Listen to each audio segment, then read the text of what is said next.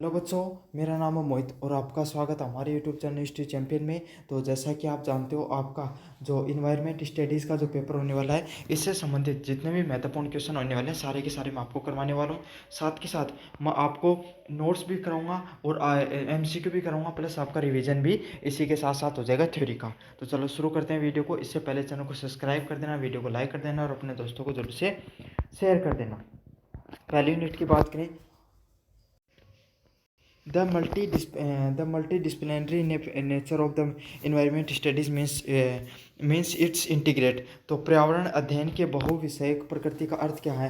ये ज्ञान को कैसे एकीकृत करता है? मतलब ये जो पर्यावरण अध्ययन है वो एक से अधिक सब्जेक्टों से जुड़ा होता है। तो इसको किस रूप में बताया गया है? तो इसको यही है कि ये बायोलॉजी से भी जुड़ा होता है, मतलब जीव विज्ञान से भी, अर्थशास्त्र से भी और कानून से भी, लॉ से भी जुड़ा होता है। जीव विज्ञान से कैसे? तो आपको पता है अपन जो एनवायरमेंट स्टडीज़ होती है इसमें जीव जंतुओं की भी बात करते हैं। अर्थशास्त्र कैसे? इन्वायरमेंट है, उसमें अगर मान लो बाढ़ आ गई तो किसी कहाँ पर उसमें अर्थव्यवस्था का कितना नुकसान हो गया है ना। और अगर इस साल अच्छी फसल बारिश हुई तो अच्छी फसल होगी तो अर्थव्यवस्था में कितना फायदा होगा। तो अर्थव्यवस्था भी जाने अनजाने में जुड़ी होती है।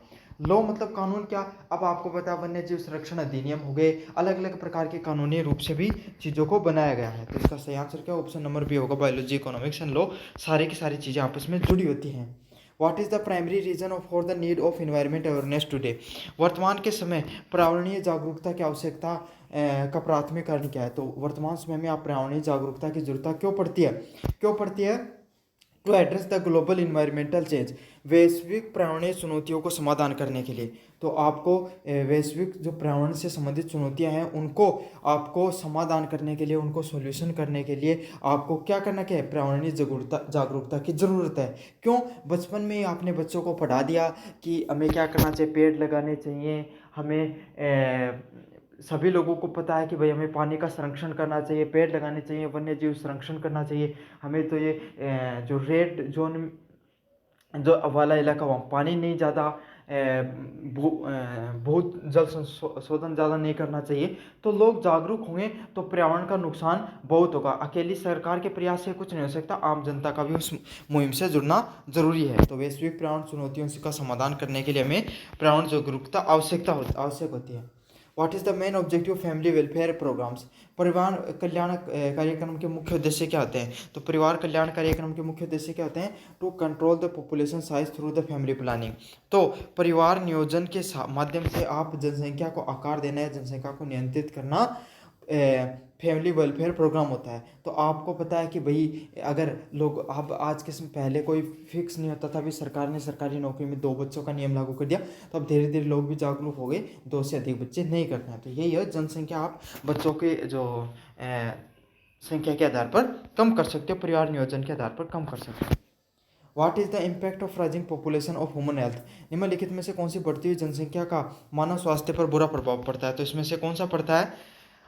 सही आंसर क्या होगा? Increase the pressure on the resources and waste generations. तो आपको पता है कि जितने भी जो अपने संसाधन है, संसाधनों पर बहुत ज़्यादा प्रभाव पड़ता है तथा अपशिष्ट उत्पादन पर भी दबाव पड़ता है, मतलब कचरा भी बहुत ज़्यादा इससे उत्पादन होता है। 5 नंबर प्रश्न की बात हूँ, what is the core principle of environment ethics? पर्यावरण नैतिकता का मूल सिद्धांत क्या है? तो पर्यावरण नैतिकता का मूल सिद्धांत क्या है? इसका सही आंसर क्या? ऑप्शन नंबर बी होगा, nature has intrinsic value independent human use. प्रकृति का आंतरिक व मूल्य पर मानव उपयोग से स्वतंत्र है। तो देखो, जो प्रकृति है वो कैसा बिहेव करेगी, ये इस चीज़ पर निर्भर करता है कि मानव उसको उसके साथ कैसा बिहेव करता है। इसका अर्थ यही है। The concept of population explosion means, जनसंख्या विस्फोट की अवधारणा क्या है? जनसंख्या विस्फोट से क्या मतलब है?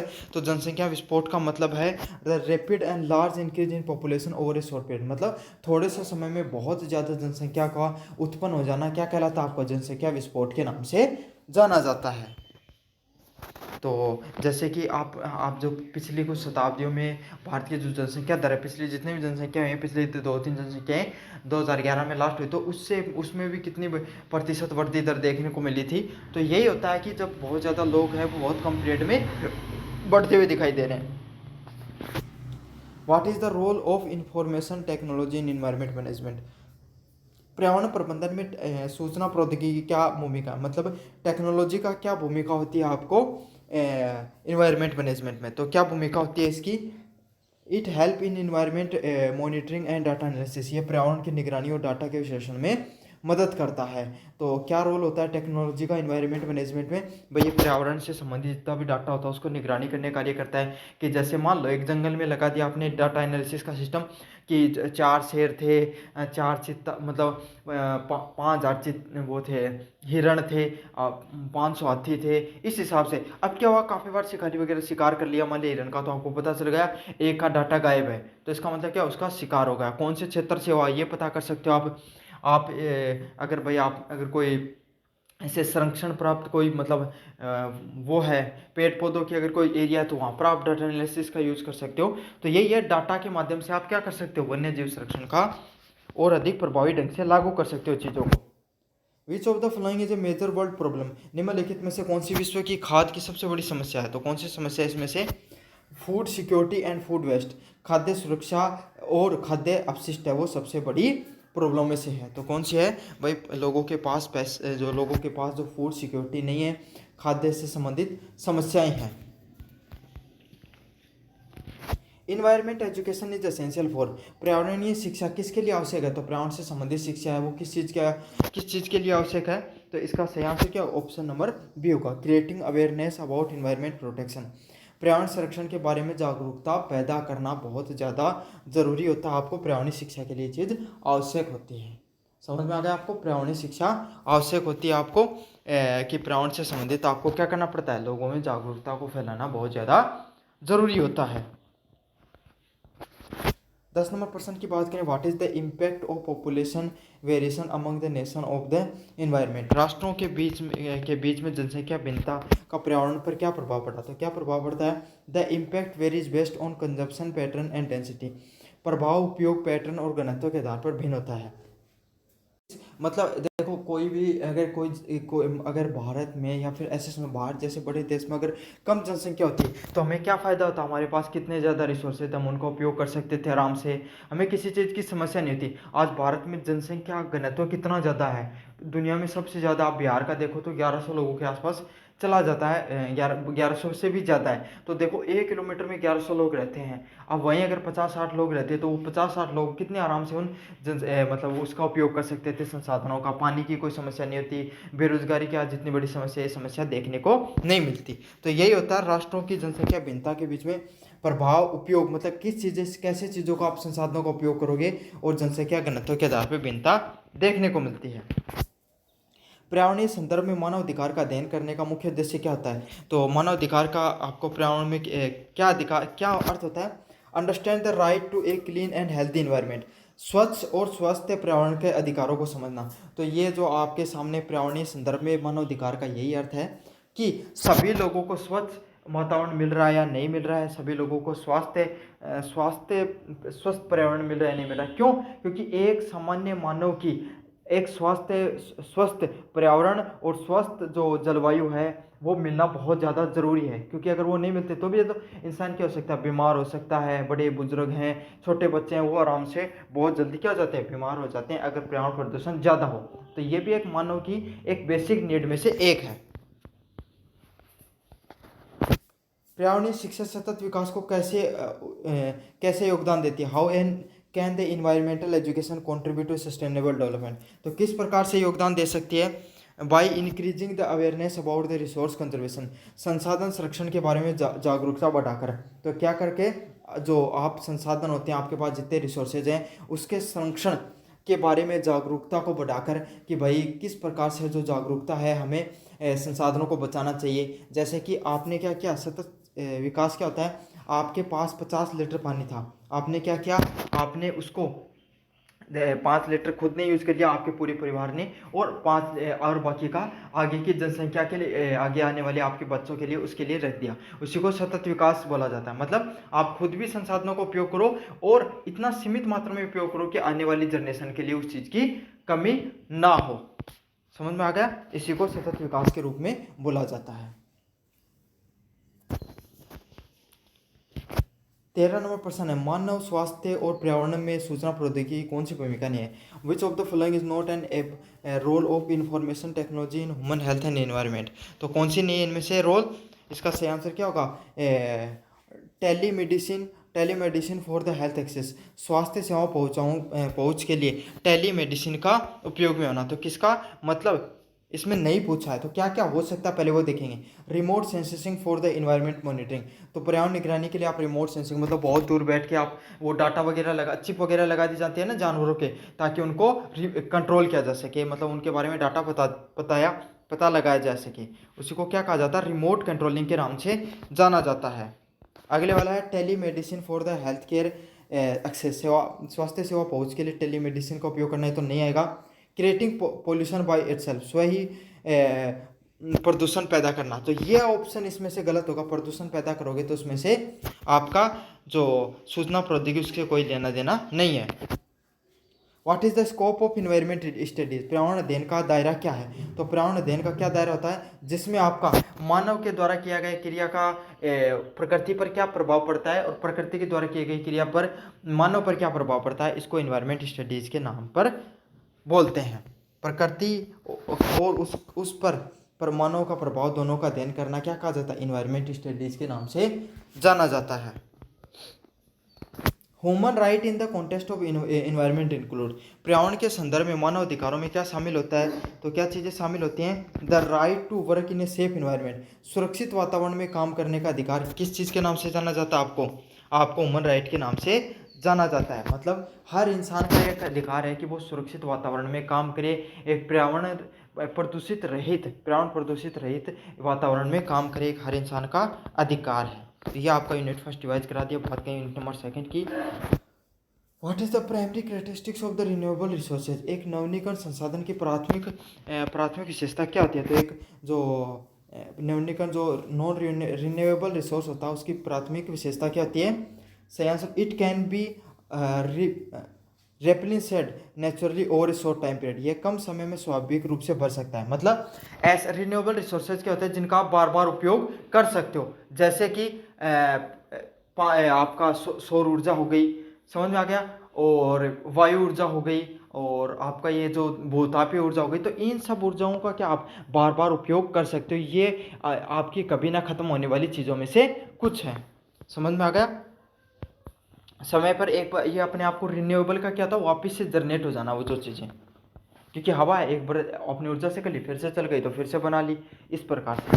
The main cause of deforestation, वनों की कटाई का मुख्य कारण क्या होता है, over exploitation for timber and agriculture, तो लकड़ी और जो आपको कृषि भूमि के लिए अपन क्या करते हैं, अधिकतर जो आपका डिफोरेस्टेशन है, वनों की कटाई की जाती है। आपको पता स्लेश एंड बर्न वगैरह की जो नीति है उसको उपयोग में लिया जाता है।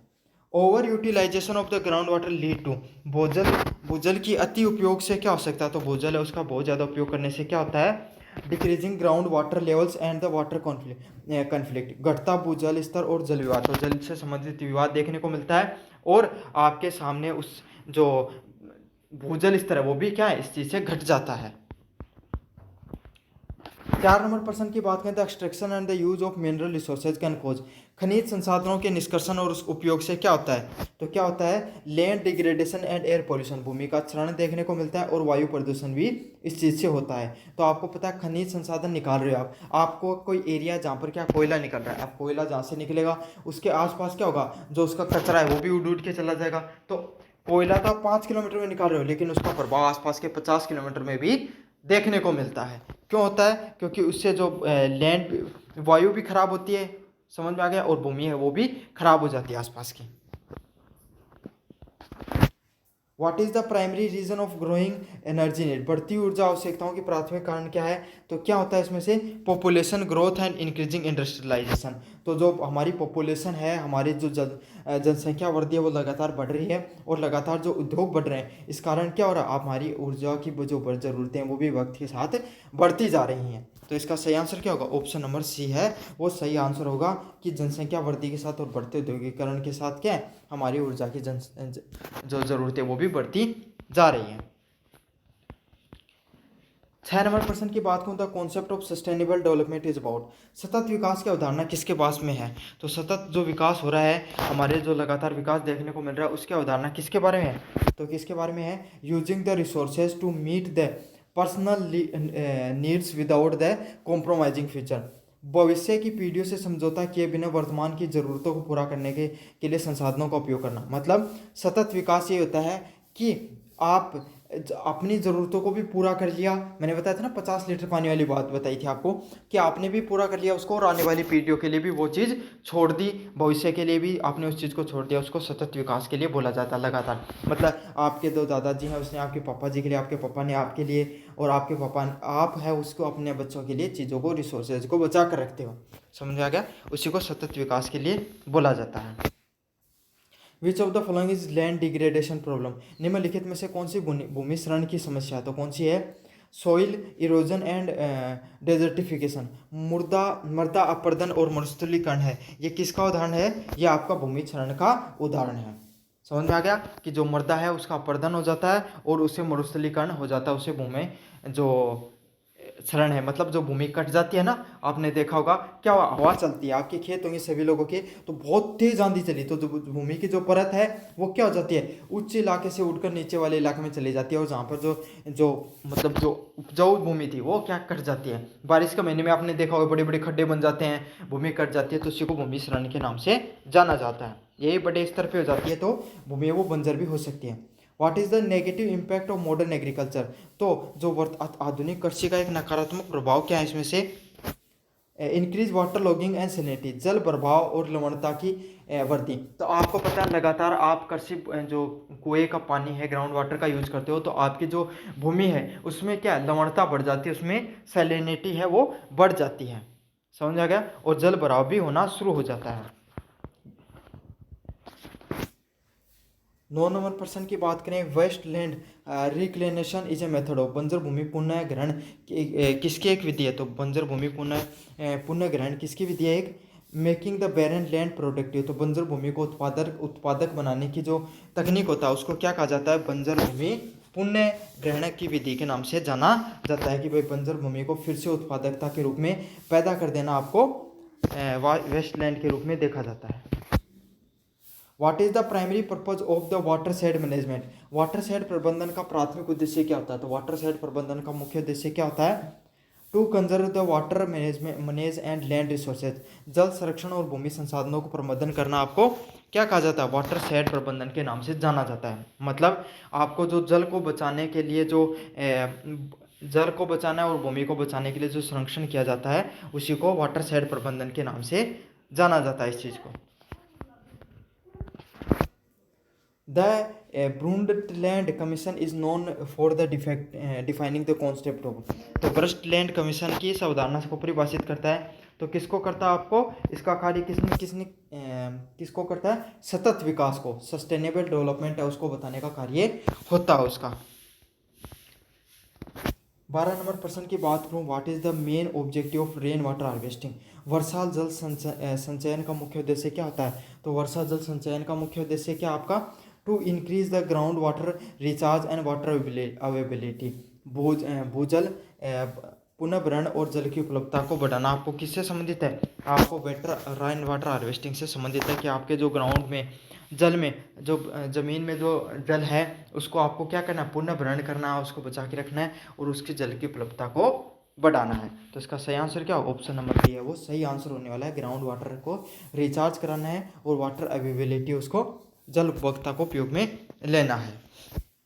13 नंबर प्रश्न है, the 3R principle is the resource conservation stands for, जल संरक्षण के लिए 3R का सिद्धांत किस चीज़ से संबंधित है? Reduce, reuse and recycle. आप चीज़ों को कम करो, मतलब प्लास्टिक वगैरह को यूज करना कम करो, पुनः उपयोग करो, बार बार उपयोग करो, और पुनः चक्रण मतलब उसको रिसाइकल करते रहो। समझ में आ गया? तो इसी को 3R के फॉर्मूले के नाम से जाना जाता है कि कचरे को उपयोग में कम करना शुरू करो, उसको लगातार उपयोग करो और रिसाइकल करते रहो।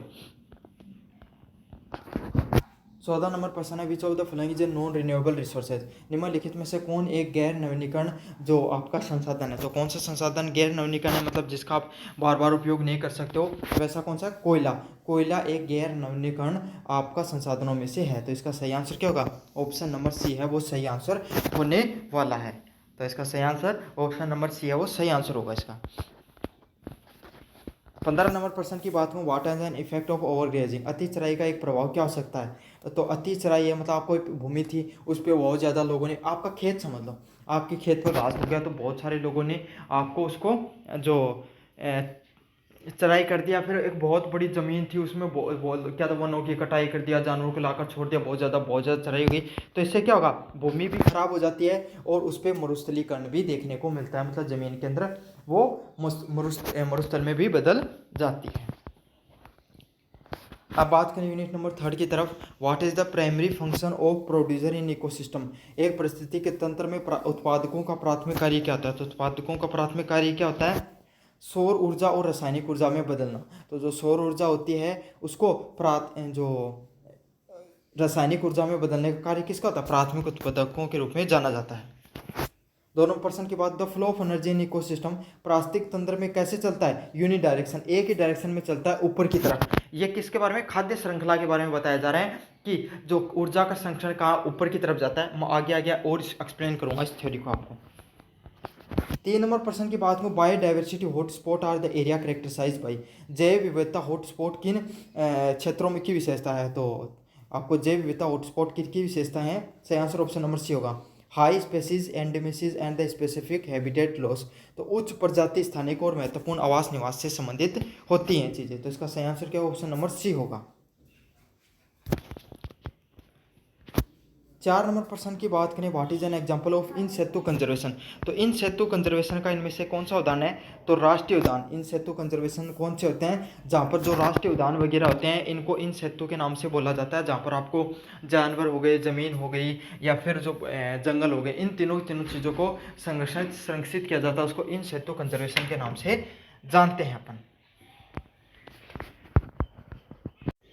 अगले वाला प्रश्न, red data book provide the information about, red data book किसके बारे में आपको जानकारी प्रोवाइड करती है। तो आपको सबको पता होगा, रेड मतलब कि लाल, लाल किसका निशान होता है, खतरे का निशान होता है। तो यही है जो जो जनसंख्या है या फिर जो आपके सामने जो प्रजातियां हैं वो संकटग्रस्त स्थिति में पहुंच चुकी हैं, जिनको अभी संरक्षण करने की जरूरत है, तो उनको रेड डाटा बुक में डाल दिया जाता है। 6 नंबर की बात करूँ, the term endemic specific refer to, स्थानीय प्रजातियों के शब्द का प्रयोग किसके लिए किया जाता है। तो जो स्थानीय रूप से आपको जो प्रजातियां मिलती हैं उसको किसके रूप में देखा जाता है। इसका सही आंसर ऑप्शन नंबर सी होगा, species found exclusive in a particular geographical area. तो वो प्रजातियां जो किसी एक भौगोलिक क्षेत्र में स्पेशली पाई जाती हैं उसको एंडेमिक स्पेसिफिज के नाम से जाना जाता है, स्थानिक प्रजातियों के नाम से जाना जाता है। जैसे कोई एक जगह मान लो आपके आसपास के जो साइबेरियन बर्ड मान लो, तो साइबेरिया का वहाँ साइबेरिया का एक विशेषगत प्रजाति है, समझ में आ गया। भारत के चीता, बंगाल का टाइगर, तो बंगाल का टाइगर है वो सिर्फ बंगाल की एक विशेष पहचान है। ऐसे नहीं बंगाल का टाइगर है वो राजस्थान के मरुस्थल में कहीं देखने को मिल रहा है, नहीं देखने को मिलता ना, सुंदरबन डेल्टा में अधिकतर बंगाल के टाइगर देखने को मिलते हैं। तो यही है, इसी को क्या बोला जाता है, एंडेमिक स्पीसीज के नाम से जाना जाता है, स्थानीय प्रजाति के नाम से बोला जाता है। अगले वाला प्रश्न है, what is the primary threat to biodiversity, जैव विविधता को सबसे मुख्य खतरा इनमें से कौन सा होता है। तो आवास का नुकसान और विखंडन, मतलब जो हैबिटेट है, जो आवास है वहाँ का, और उसका क्या नुकसान, और वो टूटता मतलब फ्रेगमेंट वो ख़त्म होता चला जाता है। टूटने का अर्थ ऐसे नहीं कि टूट गया। तो जैसे कि भाई एक जगह थी उसको जल संरक्षित कर रखा था, जहाँ पर क्या थे, जंगल थे, जंतु भी रहते थे, जो आपके सामने एक दो संरक्षित प्रजातियाँ भी रहती थी, और पानी वगैरह का भी अच्छा संरक्षण था। अब क्या हुआ, वहाँ पर कोई उद्योग वगैरह लगा दिए गए या फिर ज़्यादा सफारी वगैरह शुरू कर दी गई, तो इससे क्या होगा, अब वो जैव विविधता है वो ख़त्म होनी शुरू हो गई, जानवर भी धीरे धीरे अपना क्षेत्र छोड़कर जाने लगे, जो पेड़ों को भी काट दिया गया, तो वहाँ का जो जैव विविधता थी वो क्या हो गई, खत्म होती चली गई। तो इससे क्या हो जाता है, वहाँ के आवास को भी नुकसान होता है और वहाँ की जो पारिस्थितिक तंत्र वो भी खत्म होता चला जाता है। एक फूड वेव क्या है, एक जो खाद्य जाल क्या होती है, the interconnected of multiple food chain, कई खाद्य श्रृंखलाओं का आपस में जो संबंधता होती है उसको किस नाम से जाना जाता है, आपको फूड वेव के नाम से जाना, मतलब एक से अधिक जो खाद्य श्रृंखलाएं वो आपस में जुड़ी होती हैं उसको फूड वेव के नाम से जाना जाता है। द टर्म जेनेटिक डाइवर्सिटी, अनुवांशिक विविधता का शब्द किस चीज़ से तात्पर्य है। तो जेनेटिक से किस तात्पर्य होता है, the variety of the genes with the species, एक प्रजाति के भीतर जीनों की विविधता देखने को मिलती है, मतलब एक ही प्रजाति के अंदर एक से अधिक जो आपको जीन है उनकी जो विविधता देखने को मिलती है उसको किस नाम से जाना जाता है? जेनेटिक डाइवर्सिटी के नाम से जाना जाता है। आपको आनुवांशिक विविधता के नाम से उनको जाना जाता है। 10 नंबर प्रश्न की बात को, India is considered a mega diversity nation, Bharat को मेगा डाइवर्सिटी राष्ट्र के रूप में क्यों जाना जाता है? High number of endemic species and the varied ecosystem, Bharat में जो स्थानीय प्रजातियां हैं उनकी बहुत ज़्यादा जनसंख्या देखने को मिलती है और अलग अलग प्रकार का आपको पारिस्थितिक तंत्र देखने को मिलता है। मतलब भारत में आपको बहुत ज़्यादा एक से अधिक प्रजातियां देखने को मिलेंगी और उसमें अलग अलग प्रकार का पारिस्थितिक तंत्र होगा। जैसे राजस्थान में आपको क्या मरुस्थलीय जो जीव जंतु या वनस्पतियां देखने को मिलेंगे, और अगर आप वहीं आप नॉर्थ ईस्ट में चले जाओगे तो वहाँ पर सदाबहार आपको पेड़ वगैरह देखने को मिलते हैं। तो यही है, भारत में अलग अलग प्रकार की परिस्थितियाँ। अगर आप नॉर्थ में चले जाओगे कश्मीर वगैरह में तो वहाँ पे ठंड से संबंधित आपको जलवायु देखने को मिलेगी। साउथ में चले जाओगे तो हुमस भरी आपको जलवायु देखने को मिलेगी।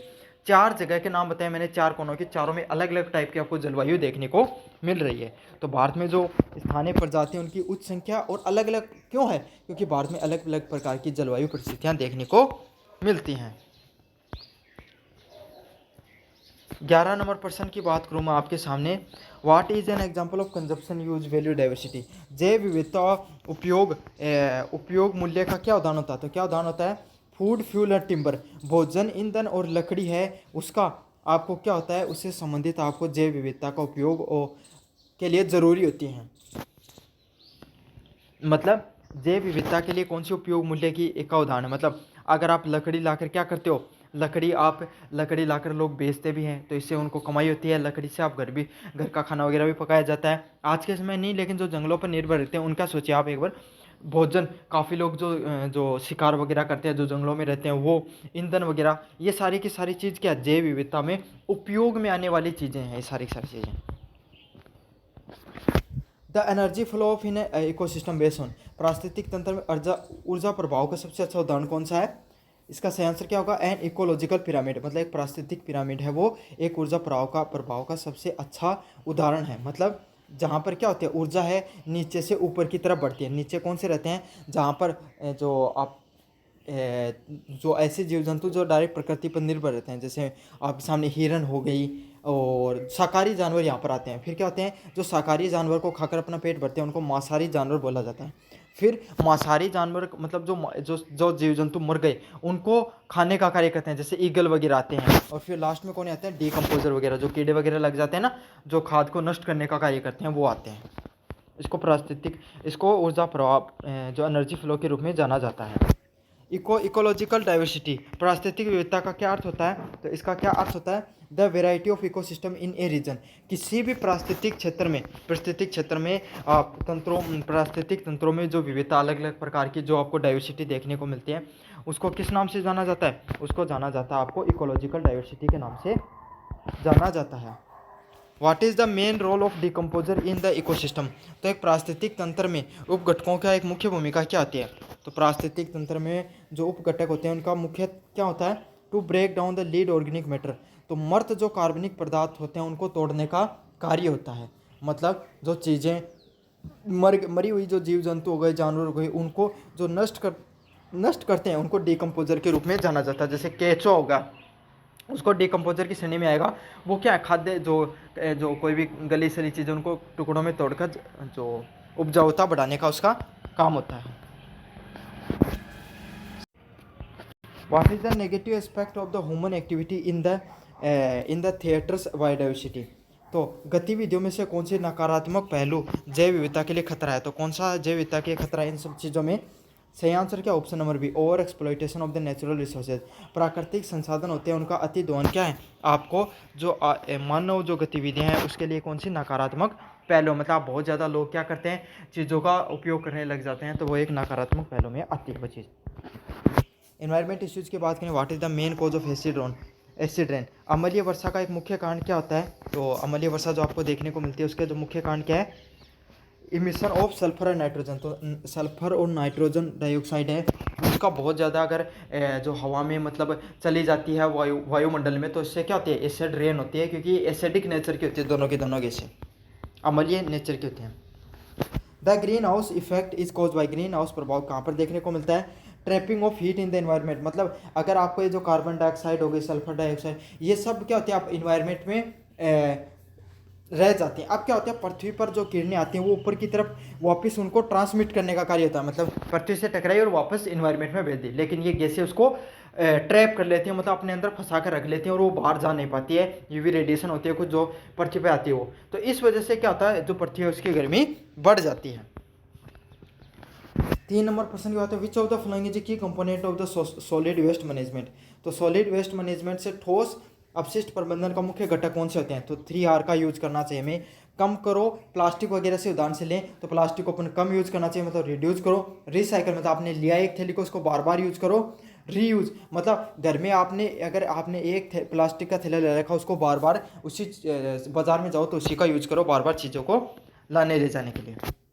Ozone layer depletion is primary cause to, ozone परत का क्षरण का मुख्य कारण क्या है, तो ओजोन जो परत है उसका जो क्षरण हो रहा है उसका मुख्य कारण क्या है, CFC क्लोरोफ्लोरोकार्बन है, उसका ओजोन परत का क्षरण करने के लिए मुख्य उदाहरणों में से एक है। तो इसका सही आंसर क्या होगा, ऑप्शन नंबर बी है वो इसका सही आंसर होने वाला है। The main effect of the global warming is, global warming का मुख्य प्रभाव क्या है, an increase in global temperature, वैश्विक तापमान में जो वृद्धि देखने को मिलती है वो किससे संबंधित होती है, आपको ग्लोबल वार्मिंग से संबंधित होती है। तो आपका जो तापमान है उसमें वैश्विक रूप से वृद्धि देखने को मिल रही है, उसको ग्लोबल वार्मिंग के नाम से जानते हैं। The wild life protection act was passed in India, Bharat में वन्य जीव संरक्षण का अधिनियम कब पारित हुआ था, तो इसका सही आंसर क्या है, option number B, to provide the legal protection to wild animal and their habitat, जंगली जानवरों को उनके आवास को कानूनी सुरक्षा प्रदान करने के लिए आपको किसका किया गया था, वाइल्ड लाइफ प्रोटेक्शन एक्ट का उपयोग लिया था। वन्य जीव संरक्षण अधिनियम 1986 को लागू किया गया था आपको जंगली जानवरों को आवास और सुरक्षा प्रदान करने के लिए। अगले वाला है, what is the main cause of noise pollution, तो ध्वनि प्रदूषण का मुख्य कारण क्या है इसमें से, तो इंडस्ट्रियल मशीनें, व्हीकल्स एंड लाउड म्यूजिक, मतलब उद्योग से संबंधित जो मशीनें होती हैं, वाहन होते हैं, और जो तेज जो आपका म्यूजिक वगैरह चलाया जाता है, तेज संगीत वगैरह चलाया जाता है, उसको क्या इसमें बोला जाता है, ध्वनि प्रदूषण के कैटेगरी में वो आता है। अगले वाला प्रश्न 8 नंबर प्रश्न, न्यूक्लियर एक्सीडेंट्स, परमाणु दुर्घटनाएं का परिणाम क्या हो सकता है, तो इसका सही आंसर क्या होगा, radiation leak and long term health hazards, तो विकिरणों का जो रिसाव देखने को मिलता है और दीर्घकालीन स्वास्थ्य संबंधित खतरे देखने को मिलते हैं। इसको आप किस रूप में देखते हो, न्यूक्लियर आपको एक्सीडेंट के रूप में उनको जाना जाता है। 9 नंबर प्रश्न की बात करूँ, climate change is a major environmental issues caused by, तो पर्यावरण परिवर्तन एक मुख्य पर्यावरणीय मुद्दा है जिसका क्यों है ये release of green house gases like CO2, तो CO2 और ग्रीन हाउस गैसेज जैसे का जो उत्सर्जन होता है उसको क्या कहा जाता है, जलवायु परिवर्तन से संबंधित एक मुख्य मुद्दों में से एक है। क्यों, बहुत ज़्यादा अगर CO2 वगैरह होगी तो क्या एनवायरनमेंट में ग्रीन हाउसेज गैसेज ज़्यादा होगी तो प्रदूषण बहुत ज़्यादा होगा, यही ग्रीन हाउस, तो इससे क्या हो जाता है, टेम्परेचर बढ़ेगा, टेम्परेचर बढ़ता है तो ग्लेशियर वगैरह पिघलते हैं, तो जो समुद्र वगैरह का जो जलवायु स्तर, जो पानी का स्तर वो बढ़ जाता है, असमय की बारिश देखने को मिलती है, आपको कहीं पर अकाल देखने को मिलेगा, तो ये सारी चीज़ें बहुत अधिक देखने को मिलती हैं इस चीज़ से।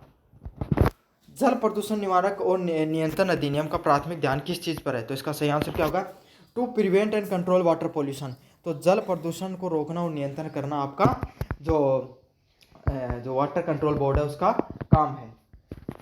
11 नंबर प्रश्न है, marine population is caused by, तो समुद्री जो प्रदूषण होता है उसका मुख्य कारक क्या होता है समुद्री प्रदूषण का इसमें से, तो इसका सही आंसर क्या होगा, option number A, land based resources like industry and agriculture run of, उद्योगी और कृषि प्रवाह जैसे जो आधारित स्रोत होते हैं उनको, मतलब ऐसा क्या किया जाता है, मान लो आपने क्या किया, आपका खेत है किसी नदी के पास में, तो आपने क्या किया, वहाँ पे बहुत ज़्यादा फर्टिलाइज़र का उपयोग किया, अब वही पानी बह के नदी में चला गया, वो फर्टिलाइज़र वहाँ से समुद्री जीवों में चला गया, समझ आया, समुद्री कचरा आप फैला देते हो प्लास्टिक वगैरह, वहाँ पर जानवर वगैरह उसमें फंस जाते हैं, और वो जो वहाँ की जो पारिस्थितिक तंत्र वो बहुत ज़्यादा ख़राब हो जाती है। जैसे भारत के आप अगर पीछे देखो कितने गंदे हैं, इसी वजह से हैं क्योंकि हमने वहाँ पर समुद्री कचरा वगैरह फैला रखा है, प्लास्टिक वगैरह, जाते हैं लोग घूमने और वहीं पर कचरा फैला देते हैं। Biomedical waste include, biomedical waste अपशिष्ट है वो किससे संबंधित होता है? Waste from hospital and medical research facility, अस्पताल और चिकित्सा अनुसंधान को संदेश से निकलने वाला कचरा, तो सुई वगैरह हो गई, या फिर जो ये आपका जो भी वहाँ से कचरा निकलता है, सिरिंज हो गई, आपके सामने जो ब्लेड वगैरह होते हैं, और भी कोई कचरा जिस प्रकार का निकलता है, तो उसको क्या बोला जाता है? बायोमेडिकल वेस्ट के नाम से जाना जाता है, जो अस्पताल वगैरह से निकलता है। और ये बहुत ज़्यादा खतरनाक होता है, इसका डिस्पोजल करना बहुत ज़्यादा ज़रूरी होता है। अगर ये नहीं होते तो इससे संक्रमण फैल सकता है, अपनी मतलब एक बहुत व्यापक बीमारी फैल सकती है। The prevention A control of pollution act was passed. Bharat में प्रदूषण निवारक और नियंत्रण अधिनियम कब पारित हुआ था? तो इसका सही आंसर ऑप्शन नंबर सी होगा, to prevent and control air pollution. वायु प्रदूषण को रोकने और नियंत्रित करने के लिए आपका भारत में प्रदूषण निवारक और नियंत्रण अधिनियम वो पारित हुआ था, ताकि आप वायु प्रदूषण को क्या कर सको? नियंत्रित कर सको। 14 नंबर प्रश्न, what is the social issues related to the environment management. पर्यावरण प्रबंधन से संबंधित एक सामाजिक मुद्दा इनमें से कौन सा है? तो इसका सही आंसर क्या ऑप्शन नंबर बी होगा, resettlement and rehabilitation of the people. लोगों में पुनर्वास और पुनः स्थापन करना है, वो पर्यावरण प्रबंधन से संबंधित एक सामाजिक मुद्दा देखने को मिलता है। तो इसका सही आंसर क्या ऑप्शन नंबर बी वो सही आंसर होगा। 15 नंबर प्रश्न है, solid waste can be characterized as. ठोस अपशिष्ट को वर्गीकृत किया जा सकता है, तो ठोस अपशिष्ट को किस चीज़ में वर्गीकृत किया जा सकता है? Urban, industrial and e waste के रूप में। शहरी, उद्योगी व ई कचरे के रूप में आपको सॉलिड वेस्ट को आप वर्गीकृत करते हो। तो धन्यवाद आपका। यही जो इन्वायरमेंट स्टडीज से संबंधित एक जो हार्ड टाइप के, एक अलग टाइप के प्रश्न पूछे जा सकते हैं, वो मैंने कराए हैं।